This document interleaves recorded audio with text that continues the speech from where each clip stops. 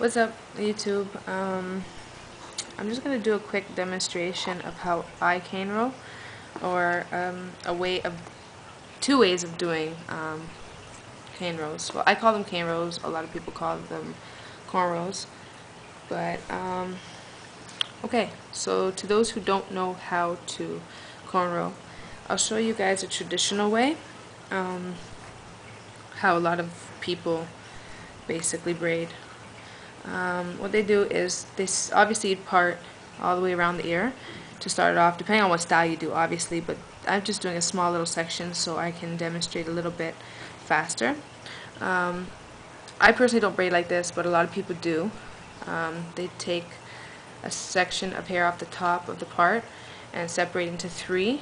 Try to make the parts as equal as possible because you're going to want an easy flow when you braid down. But what a lot of people do is they take the right piece in their right hand and then two in their left hand.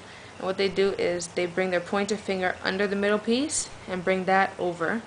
And they do the same thing with the left piece. They go under the middle piece and bring that over. And they keep doing that until they get a couple stitches in.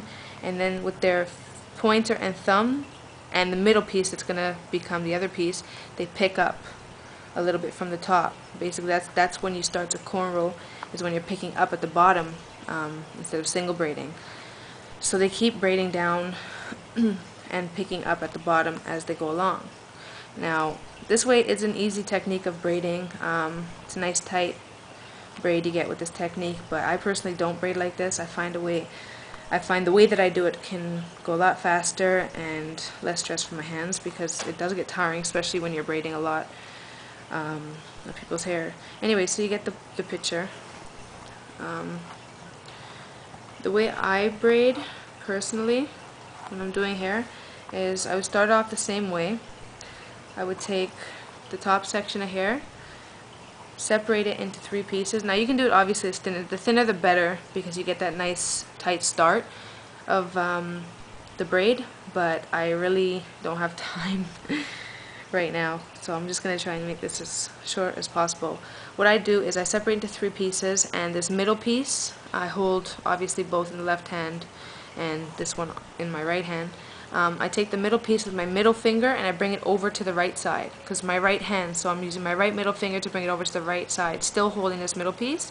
And then I do the exact same thing with my left hand, is I take the middle piece with my left middle finger and bring the left piece into the middle. So I keep doing that until I get my couple stitches at the top, and as I go along I'm picking up a little bit of hair with the top of my pointer and the bottom of my middle finger. I know it sounds a little confusing, but when you learn to braid on your own head, this is basically the technique that your hands automatically move to. So I'm going to do another demonstration video a little bit better when I have somebody here to hold the camera, because I cannot see what I'm videotaping right now. I'm just sitting my camera up on a pillow. So anyways, you get the idea. So I just keep picking up with my middle finger as I'm holding the other ones in between my pointer and my thumb, and picking up as I go along. It's basically the same way that a lot of people I know braid, because they've watched me and changed the way they braid. They figured it was a little bit more comfortable for their hands. It does take a little bit longer than the other technique until you get used to it and until you start braiding like that. But you know, if you like the way you braid and you're comfortable with it, obviously nobody's going to tell you to change it, but I find that this way is a little bit more comfortable for me. And that is the braid. A little crooked right here, but it's just a demo.